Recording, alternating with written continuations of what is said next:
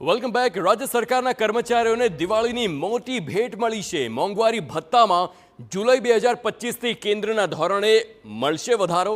સાતમા પગાર પંચના કર્મચારીઓને મોંઘવારી ભથ્થામાં 3%નો વધારો। આ સાથે જ છઠ્ઠા પગાર પંચના કર્મચારીઓને મોંઘવારી ભથ્થામાં 5%નો વધારો આપવામાં આવશે। 4,69,000 કર્મચારીઓ, 4,82,000 પેન્શનર્સને તેનો લાભ મળવાનો છે। છઠ્ઠા અને સાતમા પગાર પંચનો લાભ મેળવતા કર્મચારીઓને ફાયદો થવાનો છે। આ સાથે જ 3 માસની રકમ એક સપ્તાહમાં ચૂકવાશે અને રાજ્ય સરકાર ચૂકવશે। સરકાર 883.24 કરોડ કર્મચારીઓને ચૂકવશે રૂપિયા, તો વધારાના વાર્ષિક 1932.92 કરોડની ચૂકવણી પેન્શનર્સ માટે તે પેન્શન પેટે આપવામાં આવશે।